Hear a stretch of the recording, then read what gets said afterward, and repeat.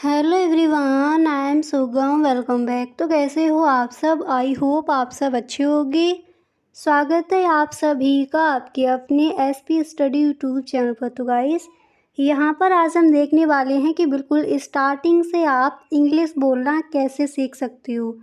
तो गाइस, यहाँ पर जो आपके most important daily use sentences हैं उनको यहाँ पर हम देखेंगे, ठीक है। तो गाइस, ये वीडियो आपको एंड तक देखना है। फर्स्ट सेंटेंस है कि आप किस चीज़ में सफल हुए। इस तरह से अगर आपको किसी से कहना हो कि आप किस चीज़ में सफल हुए, इसको हम इंग्लिश में कहेंगे what did you succeed in. What did you succeed in, आप किस चीज़ में सफल हुए, किस चीज़ में सक्सेस हुए, ठीक है। तो इंग्लिश में क्या बोला जाएगा? What did you succeed in. What did you succeed in, आप किस चीज़ में सफल हुए। अब इसी तरह से यहाँ पर आपका अगला सेंटेंस क्या दिया गया उसको देखते हैं। हर सेंटेंस को गाइस आपको साथ ही साथ बोलते चलना है ताकि जो भी सेंटेंसेस यहाँ पर दिए जाए वीडियो में ही आपको याद हो जाए। नेक्स्ट है कि हमारी तनख्वाह बढ़ाई जानी चाहिए। तो इसको हम इंग्लिश में कहेंगे our salary is to be increased. हमारी तनख्वाह यानी हमारी सैलरी बढ़ाई जानी चाहिए।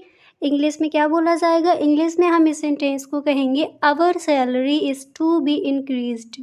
Our salary is to be increased, हमारी तनख्वाह बढ़ाई जानी चाहिए या फिर हमारी सैलरी बढ़ाई जानी चाहिए।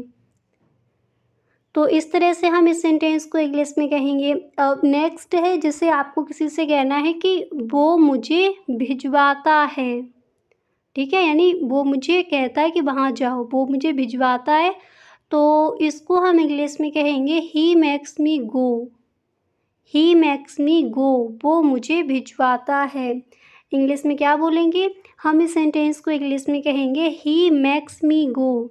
ही मेक्स मी गो, वो मुझे भिजवाता है। इसके बाद यहाँ पर अगला सेंटेंस है कि गृह कार्य ज़रूर करना चाहिए। तो इसको हम इंग्लिश में कहेंगे होमवर्क मस्ट बी डन। अब यहाँ पर देखिएगा इस 19 सेंटेंसेस को रखा गया है जिनको आप रोज़ाना बोलते हो। तो वीडियो आपको एंड तक देखना है। तो जब भी कहना हो गृह कार्य ज़रूर करना चाहिए, इसको हम इंग्लिश में कहेंगे homework must be done. Homework must be done, गृह कार्य ज़रूर करना चाहिए। क्लियर? इंग्लिश में क्या बोला जाएगा? Homework must be done. Homework must be done, गृह कार्य ज़रूर करना चाहिए। इसके बाद नेक्स्ट सेंटेंस है जिसे आपको कहना है कि उसने मुझे समझाया। तो इसको हम इंग्लिश में कहेंगे he made me understand. He made me understand, उसने मुझे समझाया। अक्सर इस तरह के सेंटेंसेस हम बोलते हैं। तो जब भी आपको कहना हो उसने मुझे समझाया, इस सेंटेंस को आज से आप इंग्लिश में ही बोलेंगे। इंग्लिश में इसको बोला जाएगा सी मेड मी अंडरस्टैंड। सी मेड मी अंडरस्टैंड, उसने मुझे समझाया। क्लियर? इसके बाद यहाँ पर अगला सेंटेंस है जिसे आपको किसी से कहना है मेरे साथ किसी को भेजा नहीं जाना चाहिए।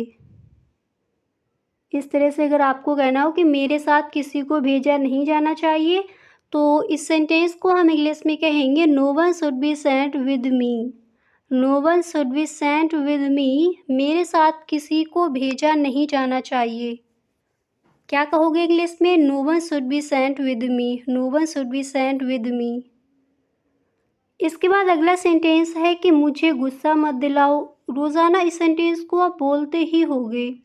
तो मुझे गुस्सा मत दिलाओ, इसको हम इंग्लिश में कहेंगे do not make angry. Do not make angry, मुझे गुस्सा मत दिलाओ। क्या कहोगे इंग्लिश में? Do not make me angry. Do not make me angry, मुझे गुस्सा मत दिलाओ। इसके बाद यहाँ पर आपका अगला सेंटेंस है जैसे आपको किसी से कहना है यहाँ पर पेन से लिखा जाना चाहिए। ये सेंटेंस भी आप बोलते ही होंगे बच्चों के साथ अक्सर। तो यहाँ पर पेन से लिखा जाना चाहिए, तो इसको हम इंग्लिश में कहेंगे pen is to be used here. Pen is to be used here, यहाँ पर पेन से लिखा जाना चाहिए। इंग्लिश में क्या बोला जाएगा? हम इस सेंटेंस को इंग्लिश में कहेंगे pen is to be used here. Pen is to be used here, यहाँ पर पेन से लिखा जाना चाहिए। इसके बाद यहाँ पर अगला सेंटेंस है, जैसे आपको कहना है कि उसके लिए एक एक पल भारी था। तो इस सेंटेंस को हम इंग्लिश में कहेंगे every moment waste heavily on him. Every moment waste heavily on him, उसके लिए एक एक पल, एक एक मोमेंट, एवरी मोमेंट, एक एक पल भारी था। क्या कहेंगे इंग्लिश में? हम इस सेंटेंस को इंग्लिश में बोलेंगे every moment waste heavily on him.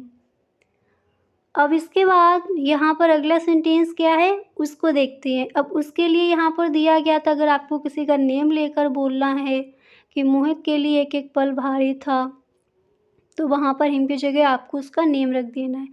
Next है कि तुम कैसे जाओगे। ठीक है, तुम कैसे जाओगे, तो इसको हम इंग्लिश में कहेंगे how will you go. How will you go, तुम कैसे जाओगे।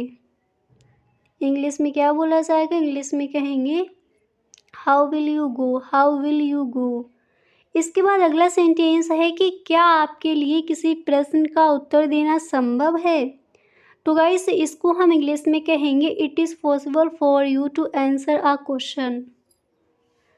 इंग्लिश में क्या बोला जाएगा? It is possible for you to answer a question. क्या आपके लिए किसी प्रश्न का उत्तर देना संभव है। इस सेंटेंस को भी आप बोलते ही होंगे किसी न किसी के साथ। तो इंग्लिश में इसको हम कहेंगे it is possible for you to answer a question. आपके लिए किसी प्रश्न का उत्तर देना संभव है। इसके बाद अगला सेंटेंस है कि कुछ कहने की ज़रूरत नहीं। तो इसको हम इंग्लिश में कहेंगे no needs to say anything.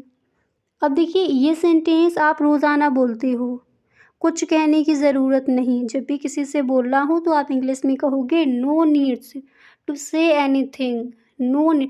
अगर सिर्फ आपको कहना हो कोई ज़रूरत नहीं तो नो नीड्स। आपको कहना है कुछ कहने की ज़रूरत नहीं तो आप इंग्लिश में कहोगे no needs to say anything. No needs to say anything. सिर्फ आपको यही कहना हो कि ज़रूरत नहीं तो आप इंग्लिश में कहोगे नो नीड्स। नेक्स्ट है आपको किसी से कहना है आप बहुत मजाकिया हैं। तो इसको हम इंग्लिश में कहेंगे you are so funny. You are so funny. आप बहुत मजाकिया हैं, इंग्लिश में बोला जाएगा यू आर सो फनी। आप बहुत सुंदर हैं तो आप इंग्लिश में कहोगे you are so pretty, you are so beautiful. इस तरह से आप बहुत मजाकिया हैं तो you are so funny. Clear. इसके बाद यहाँ पर गाइस आपका अगला सेंटेंस है, जैसे आपको किसी से कहना है जुबान पर लगाम लगाओ। ये भी हम अक्सर बोलते हैं तो इसको हम इंग्लिश में बोलेंगे माइंड योर लैंग्वेज। जुबान पर लगाम लगाओ, इंग्लिश में बोला जाएगा माइंड योर लैंग्वेज। ठीक है। अब इसके बाद यहाँ पर अगला सेंटेंस क्या है उसको देखते हैं। तो ये आपको आई होप अच्छे से याद हो गया होगा। जब भी कहना हो जुबान पर लगाम लगाओ तो आप इंग्लिश में कहोगे mind your language, mind your language, mind your language. जुबान पर लगाम लगाओ। क्लियर। इसके बाद यहाँ पर आपका अगला सेंटेंस है, जैसे ये सेंटेंसेस अक्सर हम बच्चों के साथ बोलते हैं। क्या आप दूध पिएंगे या फिर क्या आप चाय पिएंगे। अगर आपको दूध बोलना है तो आप इंग्लिश में कहोगे would you like some milk, या फिर क्या आप दूध लेंगे, या फिर क्या आप दूध लेना पसंद करेंगे। इस तरह से तो आप इसको इंग्लिश में कहेंगे would you like some milk. अगर इसी तरह से यहाँ पर दूध की जगह आपको चाय रखनी है तो आप इंग्लिश में कहोगे would you like some tea. क्या आप चाय पिएंगे, would you like some tea, would you like some tea. अगर दूध ही बोलना है तो आप इंग्लिश में कहोगे would you like some milk. Next है मैं खाना खाने को अभी बैठा हूँ। तो इस सेंटेंस को हम इंग्लिश में कहेंगे I have just set down to have my meals. I have just set down to have my meals. मैं खाना खाने को अभी बैठा हूँ। इंग्लिश में क्या कहोगे? हम इस सेंटेंस को इंग्लिश में बोलेंगे I have just set down to have my meals. I have just set down to have my meals. मैं खाना खाने को अभी बैठा हूँ। क्लियर। इसके बाद यहाँ पर अगला सेंटेंस आपका है कि मैं चावल नहीं खाता। अब इसको हम दो तरह से बोलेंगे। आप इस तरह से भी बोल सकते हो आई डोंट ईट राइस। आप इस तरह से भी बोल सकते हो I am not fond of rice. I am not fond of rice, मैं चावल नहीं खाता। नहीं तो आप ये भी बोल सकते हो आई डोंट ईट राइस। ठीक है, दोनों तरह से इस सेंटेंस को हम इंग्लिश में कहेंगे। तो जब भी कहना हो मैं चावल नहीं खाता, आप इंग्लिश में बोलोगे आई डोंट ईट राइस, नहीं तो I am not found of rice. I am not found of rice, मैं चावल नहीं खाता। तो गाइस आज के लिए बस इतना ही। मिलते हैं नेक्स्ट वीडियो में। अगर सच में आपको वीडियो अच्छा लगा है तो please tell me in the comment box. और गाइस इस वीडियो को आप एक लाइक कर दें, अपने सभी दोस्तों में एक बार शेयर ज़रूर करें। Okay, thank you.